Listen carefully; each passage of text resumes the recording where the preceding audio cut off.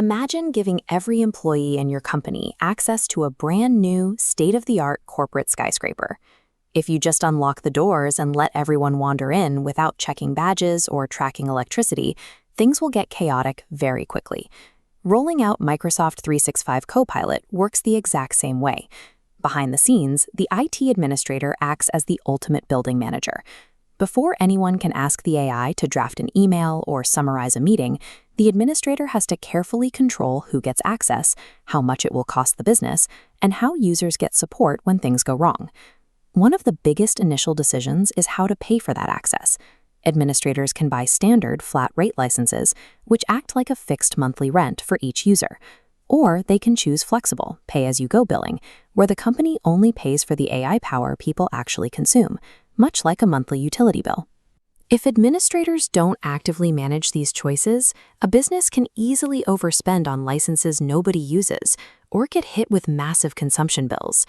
Without careful oversight, the investment in AI simply won't deliver the value it promised. When it's time to grant access, there are two ways to do it. You can assign a license directly to a specific person, which is helpful if you're testing the tool with a single executive, but for an entire department, it's more efficient to use group-based assignment. This links the software permissions to a specific team list in your directory. This approach removes the need for manual updates.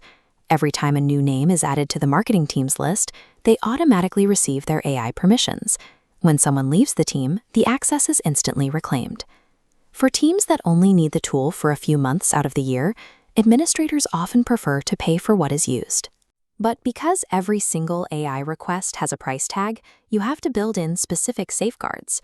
Without these limits, a single team could accidentally spend the entire quarter's budget in a few weeks. Setting up these safeguards involves two steps. First, you create a billing policy. This connects the users to your corporate payment account and sets a hard budget limit, for example, $500 a month. Creating that budget doesn't actually enable the software. You must then take the second step, connecting that specific budget policy to the Copilot service itself. Only once those two things are linked will the AI feature turn on for those users. By setting up these links properly, isolated teams have the flexibility to experiment, while the company's budget remains safe and predictable.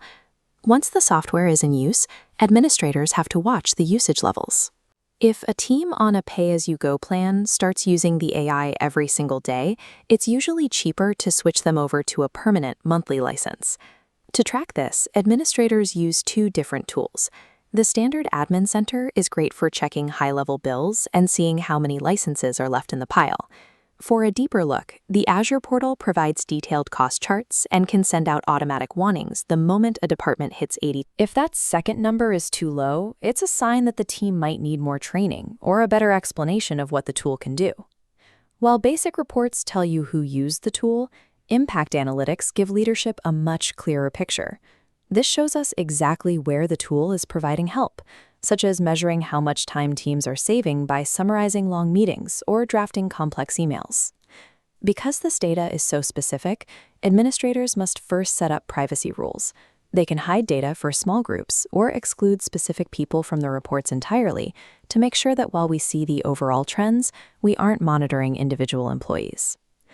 Combining these spending reports with actual usage patterns allows administrators to show leadership exactly how the investment is being used and where they might need to adjust their strategy to get the best results. As people get used to the AI, they start saving the best instructions they've written, the prompts, so they can use them again later. These saved instructions are more than just questions. They are repeatable workflows that the whole company can use to get consistent results. These instructions go through a full cycle. A user saves an instruction that works, shares it with their team, and can even set it to run on a schedule every week. Eventually, administrators step in to remove instructions that have become outdated or irrelevant. When hundreds of people are sharing these instructions, it can get messy. Administrators keep things organized by requiring clear labels, like starting every name with the department, and adding detailed descriptions so everyone knows exactly what the instruction was designed to do. This organization protects the company.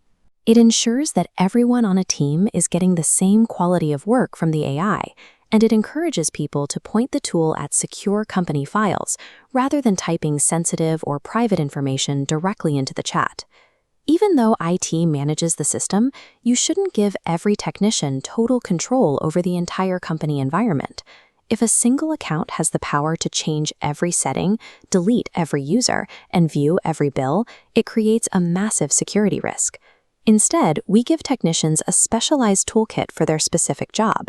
If someone's only task is managing user licenses, their account should only have the power to see that specific section of the building. This keeps the rest of the company's security and financial settings safely locked away from those who don't need to touch them.